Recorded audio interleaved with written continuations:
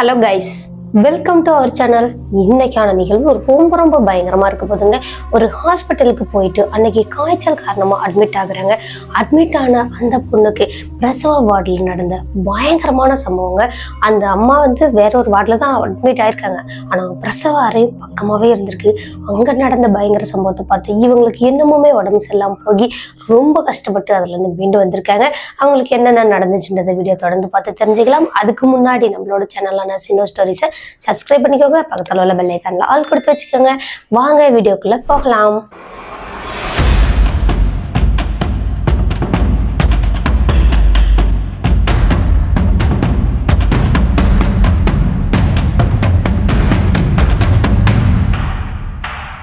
கள்ளக்குறிச்சிக்கு அருகாமையில ஒரு அழகான கிராமமாங்க. அந்த கிராமத்துல அப்படின்றது ஒண்ணு இருந்திருக்கு.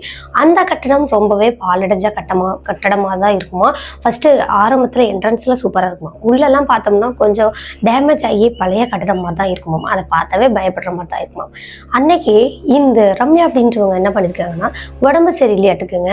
அந்த நைட் டியூட்டில இருந்த அந்த நர்ஸை போய் பார்த்துட்டு ஊசி போட்டுட்டு வரலாம் அப்படின்றத நினைச்சிட்டு இவங்களும் போயிருக்காங்க. போனவங்க அந்த அட்மிட் ஆகணும் அப்படின்ற மாதிரி சொல்லியிருப்பாங்களாட்டுக்குங்க. சரி, அங்கேயே அட்மிட் ஆகி காலையில நம்ம போயிடலாம் அப்படின்றத முடிவு பண்ணிட்டு அங்கேயே அட்மிட்டும் ஆகியிருக்காங்க.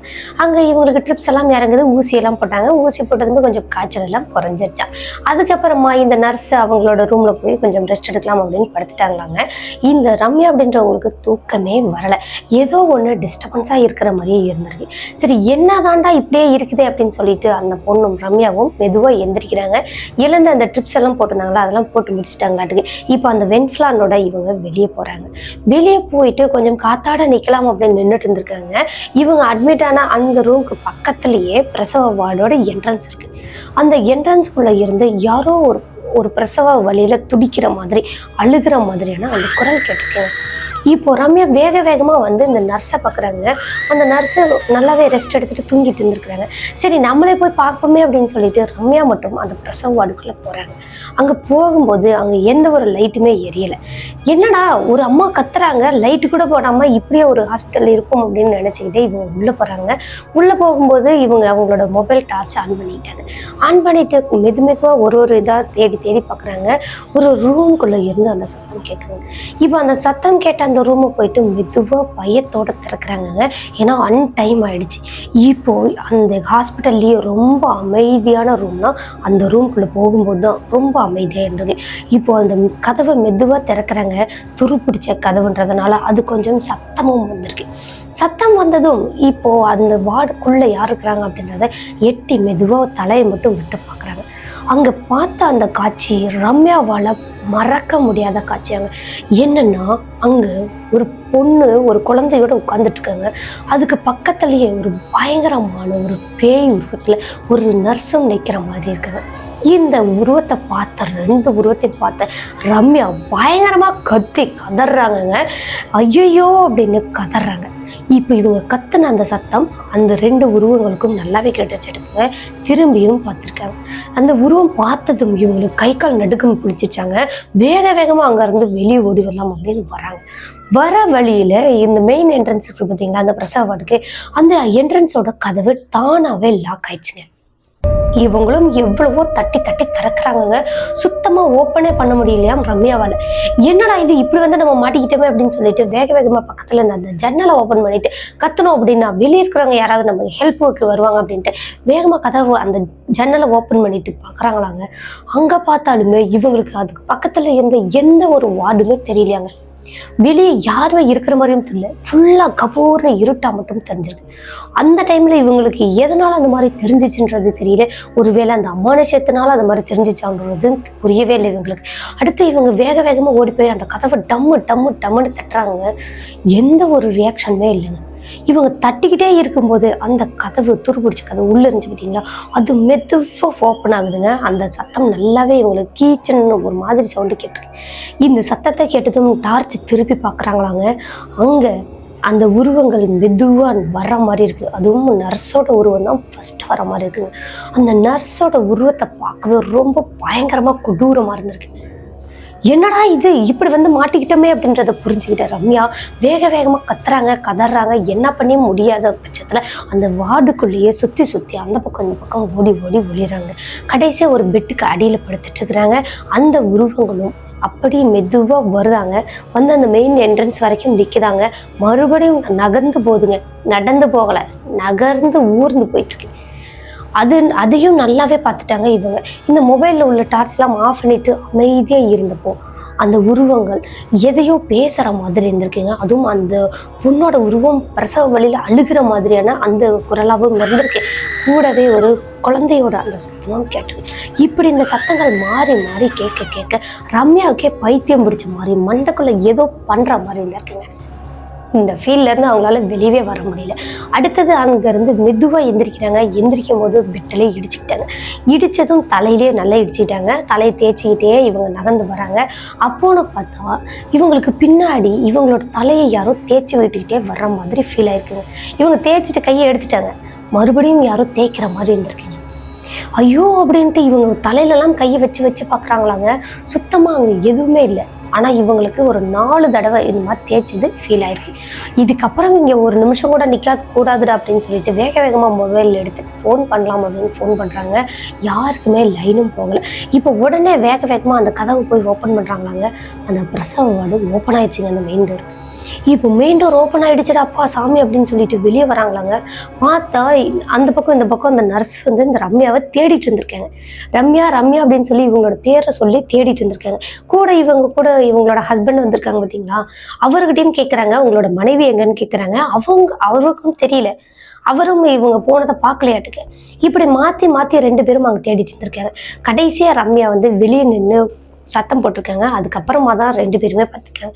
பார்த்ததும் அந்த நர்ஸ் என்ன பண்ணியிருக்காங்கன்னா, ஏமா படுத்த ஒரு இடத்துல படுக்க மாட்டியா, உனக்கு உடம்பு சரியில்லை தானே வந்து அட்மிட் ஆனீங்க, இல்லைன்னா நீங்கள் இப்போவே வீட்டுக்கு கிளம்புங்க அப்படின்னு சொல்லி அந்த பொண்ணு பேசியிருக்காங்க நர்ஸு. அதுக்கடுத்து அந்த ரூம்குள்ளே போனது வந்தது எதுவுமே அவங்க கேர் பண்ணிக்கல. அந்த நர்ஸும் எதுவும் சொல்ல, இவங்களும் அதை பற்றி எதுவும் அந்த நர்ஸுக்கிட்ட கேட்டுக்கல. அடுத்தது இவங்க ஹஸ்பண்ட்டை போயிட்டு, ஏங்க இந்த ரூமுக்குள்ளே இருந்து எவ்வளோ நேரம் நான் கத்துறேன், உங்களுக்கு காதே கேட்கலையாங்க அப்படின்னு சொல்லி கேட்குறாங்க. இந்த ரூம்குள்ளே போனியா, நிஜமா இந்த ரூம்குள்ளேயே இருந்தேன், இந்த ரூம் ஓப்பன்ல தானே இருந்துச்சு, நான் அதுக்குள்ள வந்து கூட பார்த்தனே அப்படின்னு சொல்றாங்க. இவங்களுக்கு ஒண்ணுமே புரியல.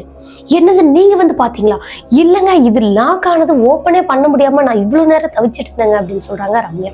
இவங்களுக்கு ஒண்ணுமே புரியல. சரி பரவாயில்ல அப்படின்னு சொல்லிட்டு மறுபடியும் உள்ள போயிட்டு நர்ஸுக்கிட்ட என்ன சொல்றாங்கன்னா, நாங்க வீட்டுக்கே போயிடுறாங்க, எனக்கு காய்ச்சல் எல்லாம் சரியாயிடுச்சு, நான் எந்த பிரச்சனையும் இல்லாம இருக்கிறேன், நான் வீட்டுக்கு போறேன் அப்படின்னு சொல்லி அங்க இருந்து வெளியே வராங்க.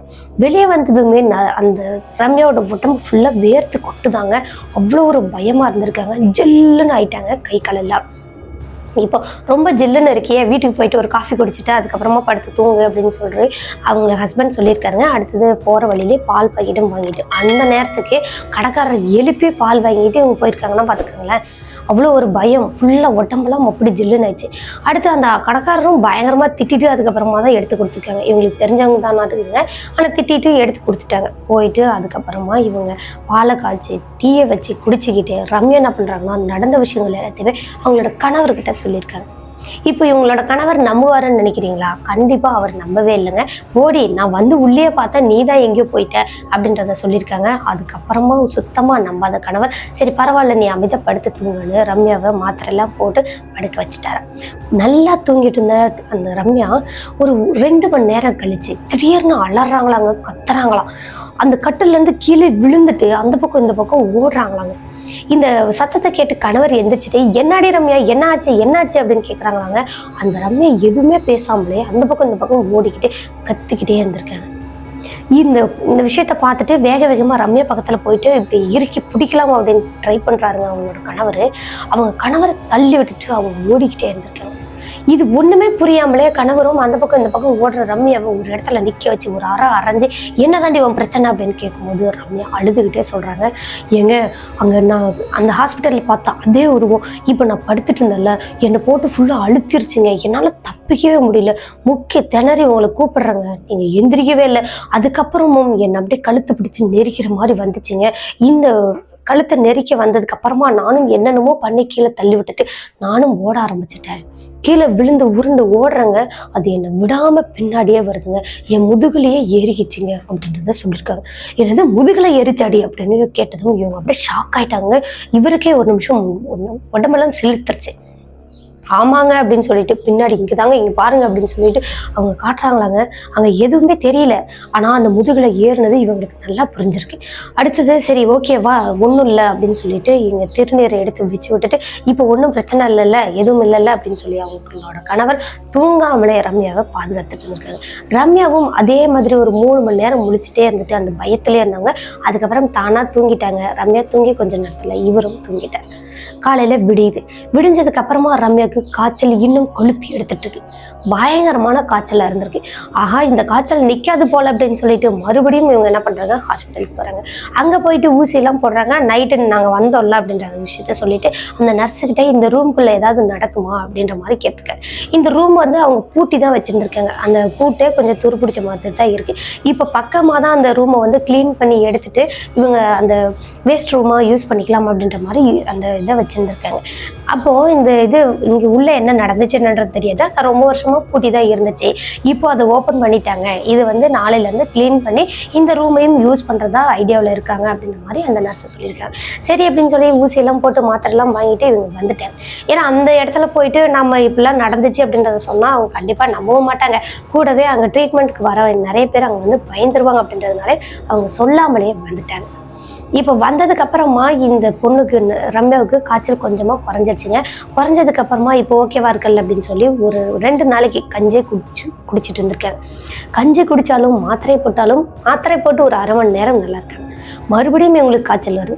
இப்படியே 2 நாள் கழிச்சு 3ஆவது நாள் என்ன பண்றாங்கன்னா பிளட் டெஸ்ட் எடுத்து ஊசி போட்டுக்கலாம் அப்படின்றது ஐடியாவில் அன்னைக்கு நைட்டு படுத்துருந்துருக்காங்க. அன்னைக்கு நைட்டு இவங்களோட கணவரும் ரம்யாவும் 2 பேரும் ஒன்னா படுத்துட்டு இருந்திருக்காங்க. அப்போ ரம்யாவை நல்ல போர்வை போத்தி படுக்க வச்சிருந்திருக்காரு. ஏன்னா காய்ச்சல் இருக்குல்ல. இப்போ கணவர் பக்கத்திலே படுத்துட்டு இருந்தவர் மெதுவா இப்படி கை போடலாமே அப்படின்னு சொல்லிட்டு இந்த ரம்யா மேல கையை போட்டிருக்காரு. கையை போடும்போது இவரோட கை இன்னொரு உருவத்து மேலேயும் போட்ட மாதிரி இருக்கு. 2 உருவமா இருக்கிற மாதிரி இருந்திருக்கு. என்னடா இது அப்படின்ட்டு டக்குன்னு கையை எடுத்துட்டாராங்க. எடுத்துட்டு மறுபடியும் அந்த இடத்துல கையை வச்சார். வச்சு பார்க்கும்போது இப்போ ஒரு உருவம் ரம்யா மட்டும்தான் தெரியுறாங்க. என்னவா இருக்கும் அப்படின்னு இவங்களுக்கு நல்லா அந்நேரத்துக்கு குப்புன்னு வேர்த்துச்சுங்க. நல்லாவே பயந்து போயிட்டாரு. டக்குன்னு எந்திரிச்சிட்டு லைட் எல்லாம் போட்டுட்டு சுற்றி பார்க்குறாருங்க. ரம்யா மட்டும்தான் படுத்துட்டு இருக்காங்க. இவர் சரி கொஞ்ச நேரம் வெளியே இருப்போமே அப்படின்னு சொல்லிட்டு லைட்டை ஆன்லேயே வச்சுட்டு இவங்களோட கணவர் வெளியே வந்து அந்த சேர்லேயே உட்காந்துட்டே இருந்திருக்காருங்க. மொபைல் பார்த்துட்டு இருந்திருக்காரு. நல்லா மொபைல் பார்த்துட்டே இருந்தவருக்கு வீட்டுக்குள்ளே ஏதோ ஒன்று உலாவற மாதிரி, அதாவது நடந்து வர மாதிரி, அந்த வீட்டுக்குள்ளே ஏதோ ஒன்று இருக்கிற மாதிரியான அந்த ஃபீல் வந்திருக்கு. இந்த ஃபீல் வந்ததும் அவரோட முகமே மாறிடுச்சாங்க. நல்லா பயந்து போயிட்டாராம். கை காலெல்லாம் நடுங்க ஆரம்பிச்சிருச்சான். இப்போ மெதுவா திரும்பி எல்லா இடத்துலையும் சுற்றி பார்க்குறாருங்க. அங்கே எந்த ஒரு உருவங்களும் தெரிகிற மாதிரி இல்லை. அப்புறம் ஏன்டா நமக்கு இந்த ஃபீல் வந்துச்சு அப்படின்னு நேராக எந்திரிச்சு போய் சாமி ஃபோட்டோ திருநீர் எடுத்து வச்சுட்டு வரலாம் அப்படின்னு போயிட்டு திருநீர் வச்சுட்டு திரும்புறாங்க. திரும்பினா அடுத்த செகண்டே அவங்களோட அந்த இவர் உட்காந்துருந்தாரு பார்த்தீங்களா சேரு, அந்த சேர்ல ஏதோ ஒன்று உட்காந்துருக்கிற மாதிரி பார்த்துட்டாருங்க. நல்லா வெள்ளையா இருக்கிற மாதிரி பார்த்துட்டாரு. பார்த்ததும் கண்ணை நல்லா 2 டைம் சிமிட்டிட்டு அதுக்கப்புறம் பார்க்குறாருங்க. அந்த இடத்துல எதுவுமே இல்லை. எப்படி இருந்திருக்க மனுஷனுக்கு, அதுவும் நடு ராத்திரியில் இந்த மாதிரி நடந்தா நம்ம எப்படி பயப்படுவோம்? அதை விட மோசமாக இவர் பயந்துருக்காரு. பயந்தவர் அதுக்கப்புறம் அங்கே உட்காரவே இல்லையாங்க. நேராக எழுந்திரிச்சு அந்த பெட்ரூம்க்கே போகிறாரு. பெட்ரூமில் போயிட்டு லைட்டை ஆஃப் பண்ணாமலே அன்னைக்கு நைட்டு படுத்திருக்காரு. படுத்து நல்லா தூங்கிட்டு இருந்திருக்காருங்க. இங்கே ரம்யா அவர் பக்கத்துலேயே படுத்துட்டு இருக்காங்க. அப்போ அவங்க தசு புசுன்னு பெருமூச்சு வாங்கிட்டு இருக்காங்க. மூச்சே விட முடியாத சிரமப்பட்டு மூச்சு விடுவாங்களே அந்த மாதிரி மூச்சு வாங்கிட்டு இருக்காங்க. என்னடா இது திடீர்னு இவ இப்படி மூச்சு வாங்குறாளே அப்படின்னு சொல்லிட்டு திரும்பி பார்த்துருக்காருங்க ரம்யாவை திரும்பி பார்க்கும்போது அந்த இடத்துல ரம்யா நார்மலாக சாதுவாக படுத்திருக்காங்க. ஆனால் அந்த மூச்சு வாங்கின சத்தம் நல்லாவே இவருக்கு தெரிஞ்சிருக்கு. ஃபீல் பண்ணியிருக்காரு. இவர் மேலேயே அந்த மூச்சு காத்து பட்டிருக்கு. இப்படி அந்த ரம்யா தூங்கிட்டாங்களா இல்லையா, என்னதான் பண்றான்ட்டு பேச்சுட்டு விளக்கிட்டு பார்க்குறாங்க. ரம்யா அப்படியே முழிச்சிட்டு அப்படியே பயந்து போய் கூனி குறுகி போய் படுத்திருக்காங்கன்னு சொல்லுவாங்களா, ஒரு மாதிரி அவர் படுத்துட்டு இருந்திருக்காங்க. ரம்யா என்னடி ஆச்சு இவ்வளோ நேரம் முழிச்சுட்டா இருக்கிற அப்படின்னு சொல்லி அவங்க கேட்குறாங்க. ஆமாங்க நான் ரொம்ப நேரமா முழிச்சுட்டு தான் இருக்கேன், இங்கே என்ன நடந்துச்சு தெரியுமா அப்படின்னு கேட்குறாங்க. ரம்யா எந்த ஒரு சத்தமுமே போடலையே, என்னடா நடந்திருக்கும் அப்படின்னு சொல்லி கேட்குறாங்க. அப்போ இந்த நபர் வெளியே எந்திரிச்சு போனார்ல, போனதுக்கு அப்புறமே இந்த முதுகு ஒட்டியே ஏதோ படுத்துட்டு இருந்திருக்க மாதிரி இருந்திருக்குங்க. இவங்களும் அப்போ போர்வை விளக்கிட்டு பார்த்துருக்காங்க. அங்கே ஹாஸ்பிட்டலில் பார்த்தா அதே உருவம் மாதிரி இருந்திருக்குங்க. இப்போ இன்னும் கொடூரமாக இருந்திருக்கு. ஃபுல்லாக நர்ஸு அவங்களோட அந்த உடை இருக்குது பார்த்தீங்களா, அந்த மாதிரி வெள்ளை கலரில் போட்டிருக்க மாதிரி இருக்குங்க. கூடவே அவங்க முகமெல்லாம் அங்கங்கே அடிப்பட்ட மாதிரி இருக்குது. கண்ணெல்லாம் அப்படியே பிதுங்கி வெளியே வந்த மாதிரியும் இருக்குது. ரொம்ப கொடூரமாக இருந்திருக்கு. அந்த உருவத்தை பார்த்து தான் நல்லா இழுத்து போத்திட்டாங்க. அதுக்கப்புறம் அவங்க அந்த பேச்சிட்ட விளக்கவே இல்லை. ஆனால் சுற்றி அந்த உருவம் அப்படியே வர்ற மாதிரியும் அந்த பெருமூச்சு விடுற மாதிரியான அந்த ஃபீல் இவங்களுக்கும் தொடர்ந்து இருந்துகிட்டே இருந்திருக்கு, ரம்யாவுக்கும். அதனாலேயே தான் அவங்க அந்த மாதிரி பயந்து போயிருந்திருக்காங்க. இந்த ஃபீல் வந்ததும் அவங்களுக்கும் கொஞ்சம் பெருமூச்சு விட்டு இருந்திருக்காங்க. அதுதான் இவருக்கு தெரிஞ்சிருக்கு. யாருக்கு? இவர் ரம்யாவோட ஹஸ்பண்டுக்கு.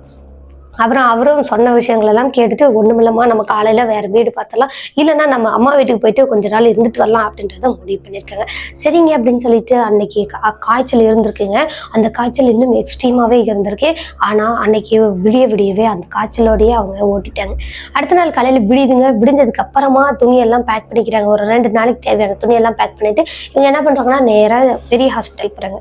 அங்க போயிட்டு அந்த பிரைவேட்ல பார்த்துருக்காங்க. பிளட் டெஸ்ட் எல்லாம் எடுத்து பாக்குறாங்க. காய்ச்சல் வந்து நார்மல் காய்ச்சல் தான், வைரஸ் காய்ச்சல் தான், ஒன்றும் பிரச்சனை இல்லை அப்படின்ற மாதிரி சொல்லி மாத்திரை எல்லாமே கொடுத்து ஊசி எல்லாம் போட்டு அனுப்பி வச்சிருக்காங்க. அனுப்பி வச்சதும் இவங்க என்ன பண்றாங்கன்னா, ரம்யாவோட ஹஸ்பண்ட் இருக்காரு பார்த்தீங்களா, அவங்களோட அம்மா வீட்டுக்கு போயிருக்காங்க. அங்கே போயிட்டு 2 நாள் இவங்களுக்கு தான் தொடர்ந்து காய்ச்சலாகவே இருக்கேன், ஒன்றுமே பண்ண முடியல அப்படின்றத சொல்லிட்டு அங்கேயே ஸ்டே பண்ணியிருக்காங்க. 2 நாள் அங்கே ஸ்டே பண்ணிட்டாங்க. 3ஆவது நாள் அங்கேயே தங்கி நான்வெஜ் எல்லாம் எடுத்திருக்காங்க. சமைச்சு சாப்பிட்டு முடிச்சுட்டு அதுக்கப்புறமா தான் இங்கே ரம்யாவோட வீட்டுக்கு வராங்க. வீட்டுக்கு வரும்போது ரம்யா பயங்கரமா பயந்துகிட்டே வந்திருக்காங்க. மறுபடியும் எங்கடா நமக்கு ஏதாவது நடந்துருமோ அப்படின்ற ஒரு எண்ணம் அவங்க வீட்டுக்கு வர இவங்களுக்கு ஆரம்பிச்சிருச்சு. அதுக்கப்புறமா ரம்யா வராங்க, பைக்கை விட்டு இறங்குறாங்க. இறங்கிட்டு கதவை ஓப்பன் பண்றாங்க. ஓப்பன் பண்ணா அந்த ரூமே குப்புன்னு நாத்தம் நாறுதாங்க. அப்படியே ரம்யாவுக்கு கொமட்டிக்கிட்டே வந்துச்சான். பயங்கரமா வாந்தி வர மாதிரி அவ்வளோ ஒரு ஸ்மெல்லா இருந்திருக்கு. என்ன ஒரு 3 நாள் பூட்டி வச்சிருந்தோம்னா அந்த அவ்வளோ ஸ்மெல்லாம் வராதுல்ல, ஓரளவுக்கு வரும்.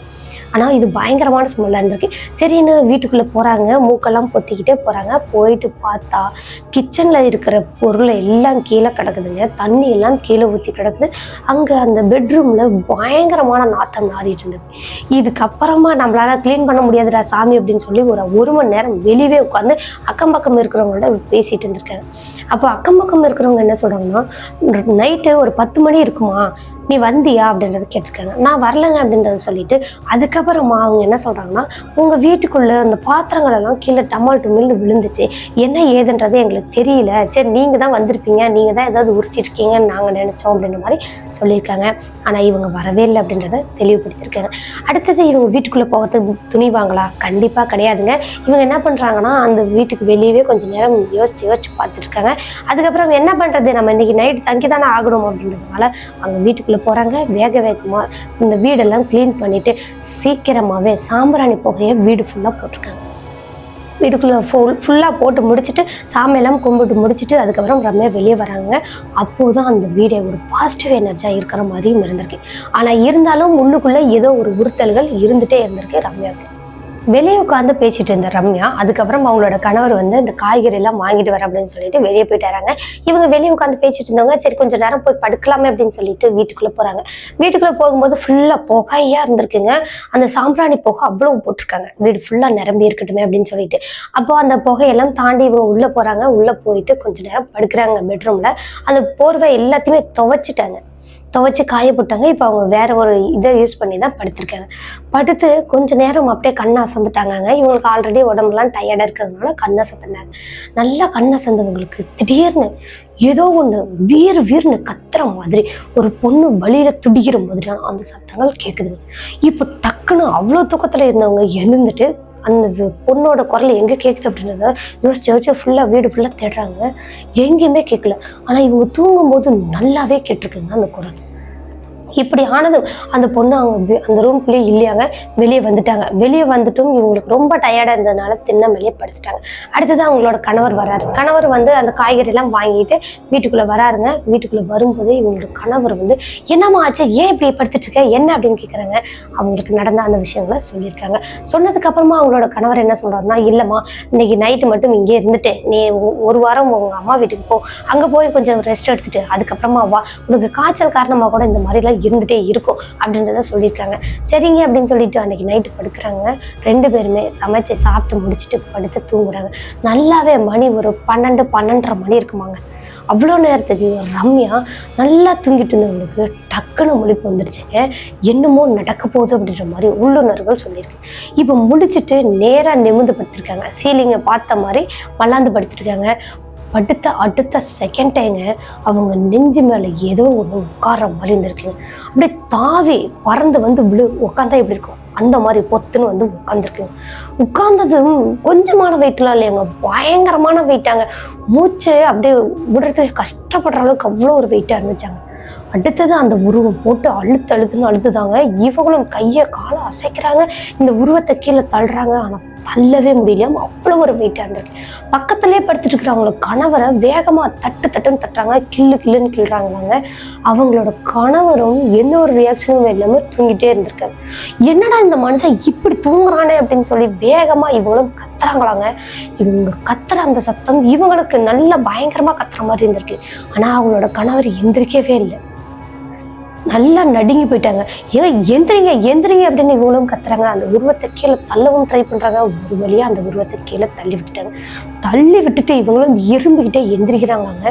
அந்த உருவமானது கட்டிலுக்கு அடியில அப்படியே சர்ன்னு மாயமா மறையறத பார்த்துருக்காங்க. பார்த்ததுக்கு அப்புறமா தான் இங்க ரம்யா வேகமா அவங்களோட கணவரை தட்டி இழுப்புறாங்க. படார்னு அடிக்கிறாங்க. அடிச்சதுக்கு அப்புறமா ஏண்டி என்ன இப்படி டிஸ்டர்ப் பண்ணிட்டே இருக்கிற அப்படின்னு அவங்களோட கணவரும் எந்திரிக்கிறாங்க. எழுந்துட்டு ஏங்க கட்டிலுக்கு அடியில தாங்க அது இருக்கு, இன்ன வரைக்கும் என்னை போட்டு அழுத்துன்னு அழுத்துச்சு, உங்களை இத்தனை தடவை கூப்பிடுறேன் உங்களுக்கு காதே கேட்கலையா அப்படின்றத சொல்லிட்டு அதுக்கப்புறம் லைட்டை போட சொல்றாங்க. லைட்டை போட்டுட்டு கட்டில் கொஞ்சமா நகர்த்திட்டு பாக்குறாங்களாங்க. அங்க எதுவுமே இல்லை. டக்குன்னு அவங்களோட கணவர் டார்ச் ஆன் பண்ணிக்கிட்டு கீழே பாக்குறாங்க. அங்கேயும் எதுவுமே இல்லைங்க. எதுவுமே இல்லடி, ஒரு நைட்டு படுக்கிறதுக்கு விடுறிய நிம்மதியா அப்படின்னு சொல்லி அவங்க கணவர் திட்டிட்டு மறுபடியும் படுத்துட்டாங்களாங்க. ஆனா இங்க ரம்யாவுக்கு தூக்கமே வரல. காலையில விடிஞ்சதுக்கு அப்புறமா அவங்களோட அம்மா வீட்டுக்கு கிளம்புறாங்க. அங்க போயிட்டு 1 வாரம் ஸ்டே பண்றாங்க. 1 வாரத்துல 2 நாள் நார்மலா ஜாலியா அவங்களோட அம்மா கூட பேசிக்கிட்டு அவங்களோட அக்கா எல்லாம் வந்திருக்காங்க. அவங்களோட எல்லாம் பேசிட்டு இருந்துட்டு எதுவுமே தெரியல. அன்னைக்கு 3ஆவது நாள் நைட்டு படுத்திருக்காங்க. மொட்டை மாடியில படுத்திருக்காங்க. இவங்களோட கணவர் அங்க போவே இல்லைங்க. இவங்க அவங்களோட அக்கா 2 பேருமா சேர்ந்துதான் படுத்துட்டு இருந்திருக்காங்க. நல்லா தூக்கம் பிடிக்கிற அந்த நேரத்துல அந்த மாடிப்படியில யாரோ திடுன்னு ஓடுற மாதிரி, திடுன்னு இறங்குற மாதிரி இந்த மாதிரி சத்தம் கேட்டிருக்கு. இந்த சத்தம் ரம்யாவுக்கும் நல்லா கேட்டிருக்கு, அவங்களோட அக்காவுக்கும் நல்லா கேட்டிருக்கு. இந்த சத்தம் கேட்டதுமா 2 பேருமே பயங்கரமா பயந்து போய் எழுந்திரிச்சு வராங்கங்க. மெதுவா அந்த படிக்கிட்ட வந்து பாக்குறாங்க. அங்க எதுவுமே இல்லை. ஆனா திடுன்னு ஓடுற சத்தம், ஒடியார சத்தம் நல்லாவே கேட்டு. இப்படி தொடர்ந்து அவங்களோட வீட்டுல மறுபடியும் அமானுஷ நிகழ்வுகள் இந்த ரம்யாவுக்கு மட்டும் நடந்துட்டே இருக்கிற மாதிரி இருக்கு. என்னடா இது இப்படியே இருந்திருக்கே அப்படின்னு சொல்லிட்டு அவங்களோட அக்கா கிட்ட சொல்றாங்க. நடந்த விஷயங்கள் அந்த ஹாஸ்பிட்டல் போயிட்டு வந்ததுல இருந்து எல்லாத்தையுமே சொல்லியிருக்காங்க. சொன்னதுக்கு அப்புறமா அவங்களோட அம்மா கிட்ட போய் அவங்களோட அக்கா சொல்லியிருக்காங்க, இது என்னதான் பண்ணலாம், இதனாலதான் இவங்க வந்து இருக்கிறா அப்படின்றத தெரிஞ்சுக்கிட்டு அவங்களோட அம்மா என்ன பண்றாங்கன்னா, ஒரு குறி சொல்றவங்களை போய் பார்த்துட்டு வரலாம், சாமி சொல்லுவாங்கல்ல அவங்கள போய் பார்த்துட்டு வரலாம் அப்படின்றத முடிவு பண்ணிருக்காங்க. அங்கேயும் ரம்யாவெல்லாம் கூட்டிட்டு போயிட்டு அந்த சாமி சொல்றவங்களெல்லாம் பாக்குறாங்க. பார்த்துட்டு அவங்க என்ன சொல்றாங்கன்னா, அவங்க வந்துட்டு நடுராத்திரில இவங்க யூஸ் பண்ண அந்த பொருள், அதுக்கப்புறம் கொஞ்சமா இவங்க யூஸ் பண்ண துணி எல்லாத்தையுமே கிழிச்சு ஒரு இதுல துணியில கட்டி மூட்டை கட்டி இவங்களை வந்துட்டு ஃபுல்லா திஷ்டி சுத்துற மாதிரி சுத்தி கூடவே மஞ்சள் குங்குமம் எல்லாத்தையுமே போட்டு கொண்டு போய் முக்குட்டில போட்டுட்டு எலுமிச்சை பழம் எல்லாமே போட்டுட்டு அதுக்கப்புறம் திரும்பி பார்க்காம வந்துருங்க அப்படின்றத சொல்லியிருக்காங்க. சரிங்க அப்படின்னு அதே மாதிரி செய்யறாங்க. அன்னைக்கு அமாவாசையாவும் இருந்திருக்கு. ரொம்பவே பரவாயில்ல அப்படின்றத அவங்களோட அம்மா நினைச்சுக்கிட்டு வீட்டுக்கு வராங்க. வீட்டுக்கு வந்துட்டு ரம்யாவுக்கு அந்த குறி சொல்றவங்க சொன்ன மாதிரியே உட்கார வச்சு இவங்க யூஸ் பண்ண சின்னதா ஒரு துணியை கட் பண்ணிக்கிறாங்க.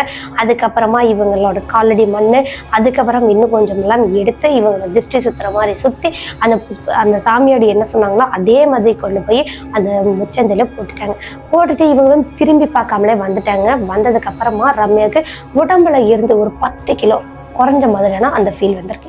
அப்பாடா ஏம்மா என்னம்மா பண்ணுனா மேஜிக் பண்ண மாதிரி இருக்குமா, எனக்கு இப்போ ஒரு 10 கிலோ குறைஞ்ச மாதிரி இருக்கு, மனசே ரொம்ப ரிலாக்ஸா இருக்கு அப்படின்றதும் சொல்லியிருக்காங்க. சொன்னதுக்கு அப்புறமா சரி ஓகே இதுக்கப்புறம் எந்த பிரச்சனையும் வராது, நீ காலையில எந்திரிச்சு அந்த முக்குட்டி வழியா அந்த முச்சந்தி வழியா எங்கேயும் போகாது அப்படின்றத சொல்லியிருக்காங்க. சொன்னதுமே இல்ல அவங்களோட ஊரை தாண்டி போகணும்னா அந்த வழியை தாண்டி தானே போகணும், அப்படி போகும்போதும் திரும்பி கூட பாத்துறாது அப்படின்றத சொல்லியிருக்காங்க. இப்போ ரம்யா இன்னும் 2 நாள் அவங்களோட அம்மா வீட்லயே இருக்காங்க.